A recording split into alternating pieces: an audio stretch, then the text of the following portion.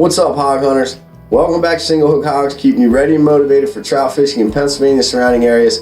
I'm Corporal Hood. We got a couple quick tips for y'all today. If you're gearing up for opening day here in Pennsylvania, that's right, Saturday, April 2nd, 8 a.m., lines in the water. Remember, keep it tight. Firstly, we'd like to talk about line choice. As y'all know, I prefer to fish a braided backing. Spider wire ultra cast, 10 to 15 pound is my first choice. But one negative thing about braid is when it does get cold, that braid will bead up on the line and you'll get beads of water on your line coming through your guides, and that's not good. So on a cold morning, it might be better to just grab that reel that already has that fluorocarbon tied on it. Two of my choices for fluorocarbon: Seaguar Red Label 4 pound, Seaguar and VizX 6 pound. Now that 6 pound, I haven't noticed the difference between the 6 and the 4, but on opening day, when there's a lot of lines in the water, these fish are going to get line shy, so you might have to dump all the way down to that 2 pound test. But keep in mind, you want to look at the diameter, and if you notice on this Seaguar 6 pound, you can see 0.008. Well, that's the same diameter as 2 pound mono, so you're really not going to have any problems there. You are going to stick with a braided line. Make sure you wax your lines. I don't do that too often because I tend to keep a couple reels that have fluoro already on them right to the reel just for those extra cold days. Next, we're going to get into some bait options. If you're going to fish live bait, make sure you get some night crawlers, possibly some red worms. I will go with some wax worms. Live minnows are always a good choice if you got a minnow trap. Just dip that thing in the stream. The fish are going to eat what's already in the water. However, you can never go wrong with the Potski eggs right there. Pink shrimp, natural deluxe. Now on an overcast day, which it's most likely going to be, I've had more luck with the pink shrimp, but the natural deluxe, they're pretty much the go-to when it comes to those Potski eggs. And if you are bait fishing, using the eggs, worms, anything like that, something we noticed that was a real game changer over the course of our lifetime here at Single Hook Hogs is red hooks. Right here, Gamakatsu, I think these are a size 8, size 10 works well too, but those red hooks, I've actually caught fish on those naked red hooks in pressured water. So ever since that happened, I try to use those red hooks as much as possible. I like an octopus hook. And if you want to fish spinners, we got a couple spinners we're going to show you that have worked well for us. And it's going to be an overcast day most likely because there's going to be some heavy rains coming down, so that water still might be a little coffee colored. As you know, we love to fish that coffee colored water. Starting off, we're going to talk about some Rooster Tail options that have worked well for us. We're also going to give you a couple Blue Fox recommendations and a couple Castmaster recommendations and 2 other lures that have been very successful for us as well. So getting to the Rooster Tail first, all yellow and gold, Sonic Rooster Tail. These things catch fish. I have them in red also. These things work. Overcast days, you want to go with something a little brighter.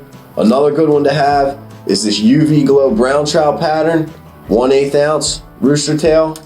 But honestly, the color combination that I've caught the most fish on murky water after storms is this color right here. That orange chartreuse and green with the gold blade. And in heavier water, when it's running fast, you might want to size up. That's why this one weighs 1/4 ounce. The rest of these, 1/8 ounce over here.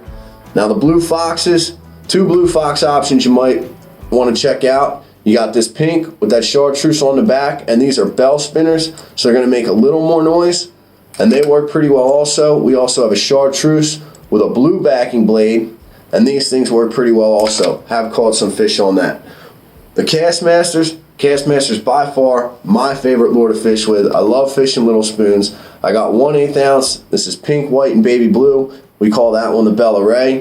And my absolute favorite Castmaster to catch fish on in overcast or fast waters and murky water is the Fire Tiger. Right there it is. Once again, you see it's got that orange, yellow, chartreuse, and green pattern on it. This color pattern works amazing in coffee colored water. Now, the 2 wild cards we wanted to show you. First up is that CP Swing. These things catch fish. You can check out the video we put out a couple weeks ago on these CP Swings. I'll put a link below.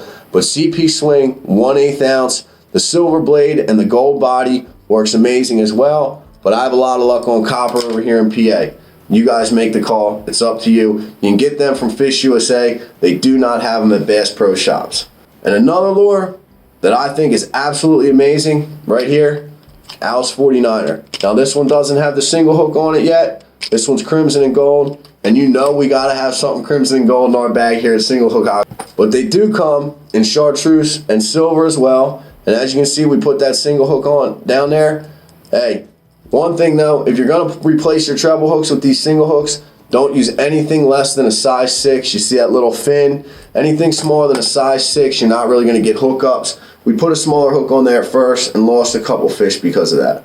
Since y'all made it this far, and we appreciate the support, and we appreciate all the knowledge and the comments we've gotten over the years, special tip for the day, look on the stocking schedule, Pennsylvania Fish and Boat Commission, and find out which hatchery is stocking the stream that you plan to fish at. Hatchery people are usually friendly. Just call them up, say, hey, what time do you feed the fish and what do you feed the fish? That will give you a serious advantage. A lot of these hatcheries use a high protein pellet, fish pellet, which if you can get a hold of those pellets, you grind them up, mix them with wheat bread, you can throw them in. Some people call it mud, but that homemade bait really does work well. But also some of these hatcheries feed fish bloodworms and things like that. So if you know the hatchery is going to be feeding them a live bait mix, you might want to back up to that live bait nightcrawler or something with some real blood in it. But knowing the feeding times is very crucial because it is going to be a cold morning. And if you don't feel like rushing out at 6 o'clock in the morning, standing there for 2 hours, wait until 8 o'clock so you can get a spot and all that. Well, if you know they feed the fish from 11 to 12, you got a little afternoon bite there you could catch also. And they usually feed the fish about 3 times a day, most often between 8 and 10, 11 and 12, and somewhere around 2 o'clock. And then there's always that evening bite as well that you can catch right before sunset. So if you guys don't feel like going out there first thing, dealing with the crowd, you want to wait a little bit, let some of the riffraff get out of the way, get their limit and move on, calling the hatchery and finding out the feeding times and what they feed the fish could give you a little bit of advantage and make your day a little bit easier. Another thing we wanted to show you guys, when you're fishing the lures, a lot of people use a swivel. Right here, I like Eagle Claw barrel swivels. You notice they're red. I like to accent things in red as much as I can because the red simulates gill flash under the water. However, I cut the swivels off of my snap swivels and I just leave the snaps. See right there. Now that snap, I haven't noticed a crazy difference. You're running a lure, you're running a piece of metal. Might affect the action a little bit, but I still have a lot of success doing that. However, the reason I cut those swivels off is because sometimes that swivel prevents the blade from engaging on those spinners, and it will affect the action. That snap, however, without the swivel, doesn't affect the action as much and allows for quick interchange if the lure you first picked isn't working, so you can just keep swapping out and swapping out and swapping out. Later in the day, after you fish the line for a while, it's always a good idea to pull that snap off, tie another knot, and put a new one on because those knots get worn out. And the last thing you want to do is hook up into a big fish after a couple hours and have that knot break on you. Thanks for checking us out. We hope this helps you. We wish everybody the best success on opening day. Let us know in the comments if you guys have used any of this stuff before. Agree, disagree. We're always willing to learn here as well. Hopefully, we learn from you as much as you learn from us. Stay motivated. Keep it tight. Thanks for the support. We'll catch you next time.